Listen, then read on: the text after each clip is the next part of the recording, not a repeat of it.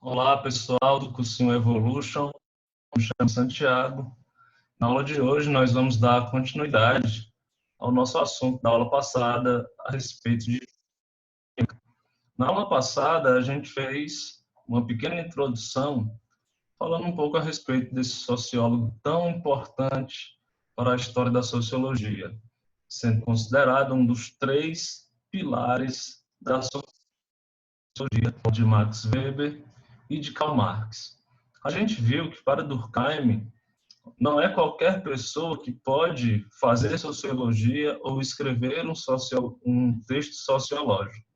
Esse sociólogo que nasceu aí no século XIX, ele vai escrever sobre as regras do método sociológico, onde ele vai colocar que para a pesquisa sociológica ter uma certa validade, é necessário que ela possua três características: a neutralidade, a imparcialidade e o pesquisador ele não pode se misturar com o seu objeto.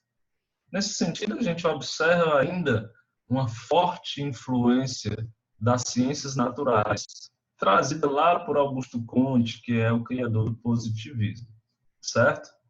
E aí, o Durkheim, após conceituar, após dizer o que é que o sociólogo precisa para que a sua pesquisa seja válida, ele vai fazer uma tarefa um pouco mais complexa, que é justamente a de conceituar a própria sociologia. E ele vai conceituar a sociologia de uma maneira, eu diria até um pouco simples, que ele vai dizer o seguinte: a sociologia ela é nada mais, nada menos do que o estudo dos fatos sociais. A sociologia, ela é o estudo dos fatos sociais. Definição tranquila. Agora, perceba que essa definição, ela deixa no ar uma outra definição, que é a definição de fato social. Afinal de contas, o que é fato social? O que significa essa palavra? Se a sociologia é o estudo dos fatos sociais, o que são os fatos sociais? A gente só vai compreender o conceito de um quando a gente compreender o conceito do outro, né? Então, Durkheim ele também tentou explicar de uma maneira sucinta o que são os fatos sociais. Os fatos sociais, para que você entenda de uma maneira bem simples, é tudo aquilo que age sobre os seres humanos e que, de certa forma, moldam os nossos pensamentos, moldam as nossas ações. Fatos sociais são os comportamentos que nós assumimos, são os pensamentos que nós assumimos, é a nossa maneira de agir, de pensar, de se relacionar. Durkheim vai identificar como não sendo algo autônomo que brota dos indivíduos. Durkheim vai identificar como algo que nos é imposto, como algo que nos é ensinado, como algo que nós somos obrigados a passar. Então, nesse sentido, o fato social possui três características básicas. A primeira característica básica é a generalidade. Não pense que o comportamento assumido por você, o pensamento assumido por você, é um comportamento, é um pensamento novo, autônomo. Afinal de contas, os fatos sociais atingem a todas as pessoas de maneira geral, seja dentro de um pequeno grupo, pode ser a sua família, pode ser a sua igreja, pode ser a sua sala de aula, e aí você pode ir ampliando isso a comportamentos de sociedades, de comunidades bem maiores. Então, por mais que a forma que você pense, por mais que a forma que você haja para você seja única, Durkheim vai dizer, não é. Porque os fatos sociais, os comportamentos, as formas de ver o mundo, elas são formas generalizadas. Ou seja, nesse mundo vai ter pelo menos mais uma pessoa que pensa, que age como você. Então, primeira característica dos fatos sociais, generalidade. A segunda característica é a coercitividade. Coercitividade tem a ver com imposição, com obrigação. Então, quando a gente nasce, os fatos, as regras sociais já existem.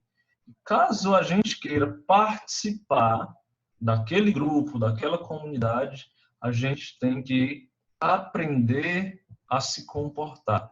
Por que vocês acham que a gente frequenta a escola, por exemplo? A gente frequenta a escola para se adaptar ao comportamento geral, ao comportamento, aos conhecimentos considerados normais. Então, a escola, ela atua de uma forma que ela nos molda, que ela nos limita. E os indivíduos dificilmente poderão não frequentar a escola e gozar dos mesmos direitos que os outros, né, possuem. Então, nesse sentido, os fatos sociais eles são impositórios, eles são coercitivos, ok? A terceira característica, já falamos da primeira, generalidade, falamos da segunda, coercitividade, e a terceira característica é a exterioridade, né? Os fatos sociais, eles são exteriores a nós. Eles são tanto exteriores como anteriores. Ou seja, eles não estão vivenciados diretamente na gente. Eles não foram criados pela gente, né? Mas eles atuam como entidades, verdadeiras entidades, que nos rodeiam, estão presentes nas leis, nas regras, nos acordos, nos comportamentos. Então, eles são exteriores a nós. Nós, de certa forma, somos levados, somos influenciados a adotar esses comportamentos, ok? E aí, como a gente viu na aula passada, existem fatos sociais que, de uma certa forma, são normais, certo? E existem fatos sociais que são considerados patológicos. Então, você faz essa divisão. Existem fatos sociais que são normais e fatos sociais que são patológicos. O que seriam fatos sociais normais? Fatos sociais normais são aqueles acontecimentos, ok?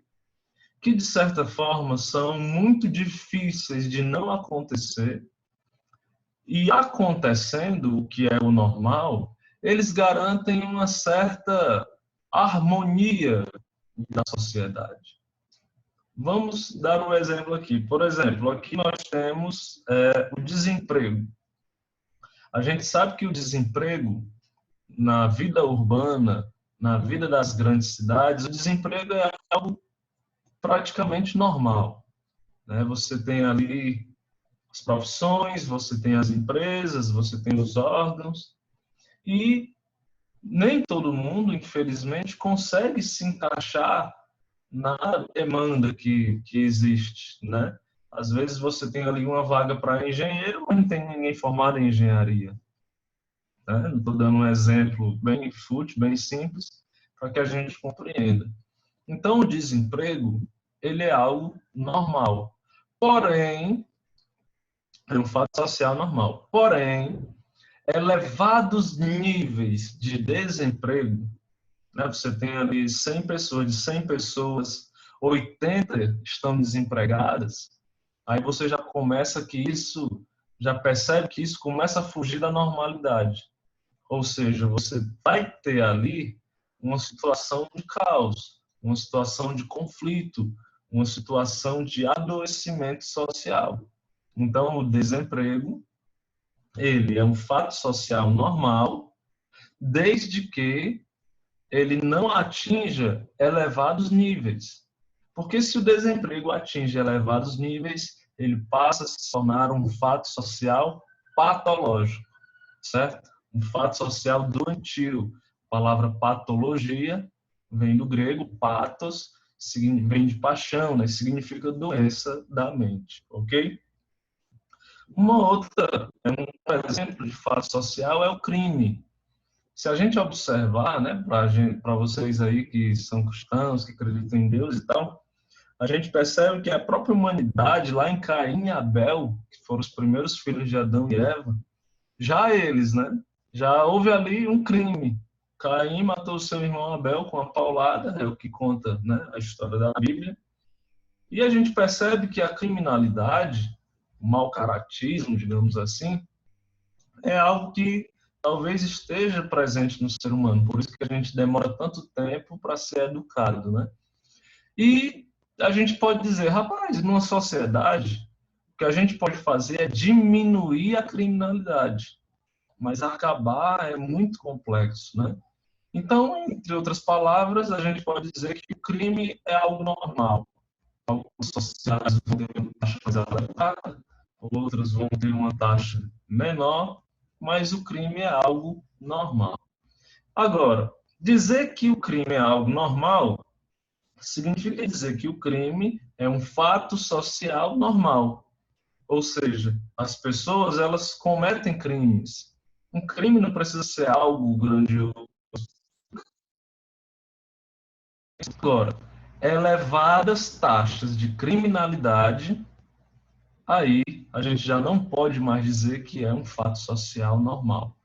Altos níveis de criminalidade são um fato social patológico, ok? Se torna uma patologia, porque daí você gera aquele clima de caos, aquele clima de medo, você tem uma mudança da estrutura dos comportamentos sociais, entende? As pessoas não saem de casa, mesmo não saindo de casa, suas casas são invadidas, elas têm medo de ir para o emprego, não levam as crianças na escola, é o que Durkheim chama de anomia social. Existe ali uma ausência da normalidade. As leis, as regras já não dão conta do real, já não dão conta de estabelecer limites mínimos para a convivência social. Assume-se aí característica do fato social patológico. Como vocês podem ver, a gente lista aqui, né, nos nossos exemplos gerais, o suicídio como sendo também um fato social. Perceba, suicídio é um fato social. Se a gente fizer uma análise histórica, a gente vai perceber, já entrando no nosso assunto de hoje, a gente vai perceber que o suicídio é uma prática que sempre existiu. Para falar assim uma linguagem até que eu não gosto muito, que é de generalizar as coisas, mas o ser humano ele já assumiu essa postura há muito tempo de tirar sua própria vida. Inclusive hoje existem muitas discussões no campo da bioética, se a eutanásia seria uma espécie de suicídio, enfim. Mas o que é que Durkheim percebeu? Durkheim percebeu que existe na sociedade taxas aceitáveis de suicídio. Durkheim percebeu que em algumas sociedades existia uma taxa, um percentual aceitável de suicídio. Já em outras sociedades, Durkheim percebeu um elevado nível de suicídio. E a gente costuma associar sempre o suicídio a distúrbios psicológicos, psiquiátricos, psíquicos e até espirituais, né? Que talvez seja um erro associar o suicídio a distúrbios espirituais, mas também eu não duvido de nada nessa vida, né? Então, a gente sempre associa o suicídio a algo extremamente particular do indivíduo, que seja uma escolha, que seja por uma doença, é ele que, no final das contas, toma a sua decisão de tirar a sua própria vida. No entanto, Durkheim ele vai inserir um elemento muito importante que vai tornar o suicídio um fato social, assim como os outros, entende? Então, suicidar-se, uma sociedade que possui suicídios, dependendo da quantidade, do percentual, da taxa de suicídios, o suicídio pode ser considerado um fato social normal, entende? Agora, elevados níveis de suicídio merecem uma atenção maior, porque a partir desse momento o fato social ele se torna patológico, ok? Então, deixa eu afastar minha carinha linda aqui. E aí vamos dar uma olhadinha aqui no slide. Ó. Por meio da análise de dados estatísticos, Durkheim verificou que há uma regularidade na taxa de suicídio no transcurso de um determinado período de tempo. Tais dados foram cruzados com variáveis que incluem a idade, o sexo, o lugar de residência, a religião e o estado civil. Então, Durkheim, no seu estudo, ele cruzou aqui diversos dados de diversos lugares, de determinados períodos, e aí ele identificou comportamentos semelhantes, né? Comportamentos semelhantes que levaram os indivíduos a tirarem sua própria vida. Perceba, é muito interessante porque Durkheim ele vai entender, como bom sociólogo, lembrando que ele também estudou psicologia, filosofia e etc., Durkheim ele vai perceber que o suicídio, que as pessoas acusam de ser um fato somente individual, Durkheim vai perceber que no momento do suicídio não existe ali somente uma decisão particular, mas é uma decisão coletiva. O coletivo, a sociedade, os grupos influenciam demais no momento, não só no momento, né, mas anterior, no momento anterior e no momento presente, para que os indivíduos possam, como é que eu posso dizer, consumar esse ato.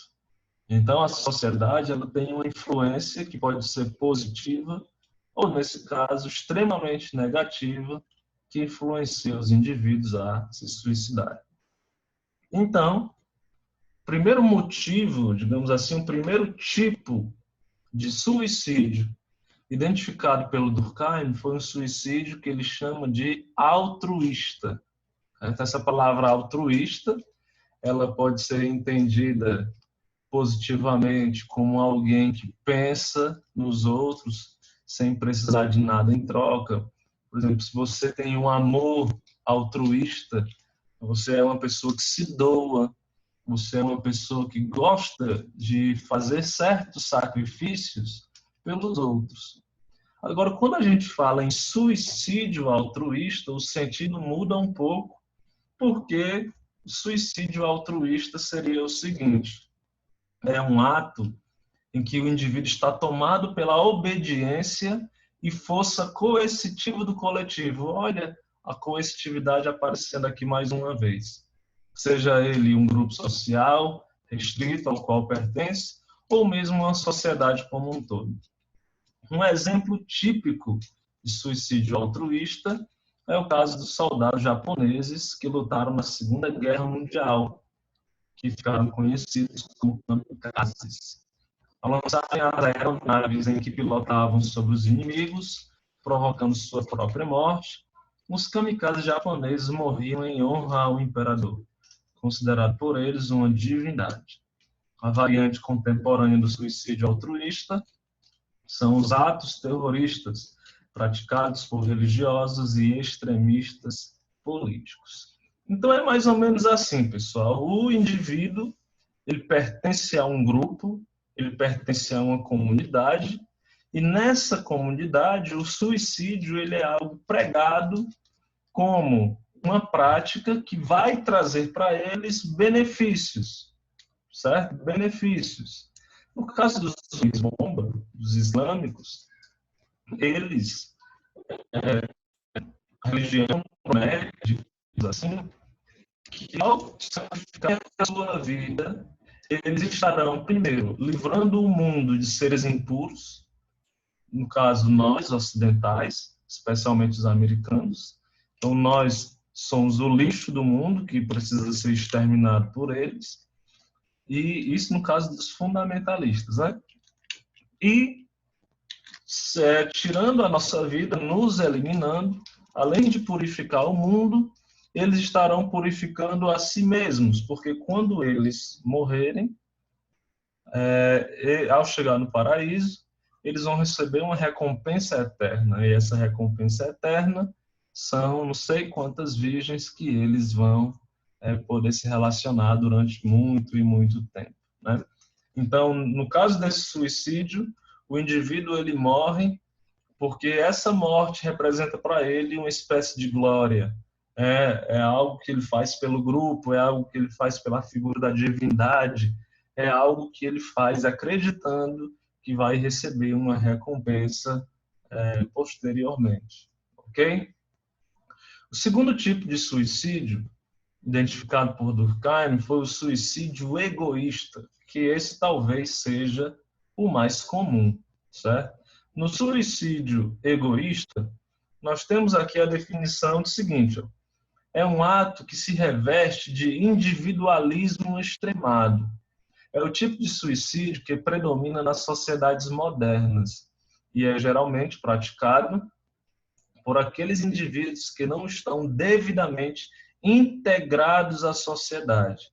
E geralmente se encontram isolados dos grupos sociais, família, amigos, comunidade, por exemplo. Então, nesse sentido, o indivíduo que pratica o suicídio egoísta, ele entende que a sua vida ela não tem importância, que a sua presença ela não representa absolutamente nada para as demais pessoas. É uma pessoa que se isola dos demais, às vezes tem até a falsa impressão de que os outros a estão excluindo. Mas, na realidade, nesse segundo tipo, acredito que no processo, o próprio indivíduo, ele toma essa decisão de se excluir, mesmo que ela aconteça de uma maneira inconsciente. Então, nesse ato de exclusão, o indivíduo, ele acaba por se isolar, fica ali somente consigo mesmo, às vezes ele tem algumas válvulas de escape, que pode ser, sei lá, um videogame, pode ser um instrumento musical, mas esse indivíduo, talvez nesse segundo tipo, ele dá sinais, né? Dá sinais de depressão, ele dá sinais de que o seu comportamento ele não está normal.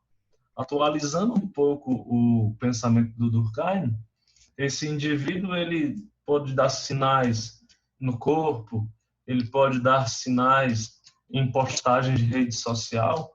Então, os amigos, a família, os grupos sociais precisam estar muito atentos, porque esse indivíduo ele acaba se isolando por entender que a sua vida, que a sua presença não tem um valor, uma importância muito grande para as pessoas. E aí acaba praticando esse suicídio como uma forma de simplesmente acabar com esse sofrimento, acabar com essa dor. E como a vida dele não representa muito, ele entende, né? Ele entende que as pessoas talvez nem sintam muita falta e de que o mundo seria melhor sem ele ou sem ela, né? Então, segundo tipo de suicídio, suicídio egoísta.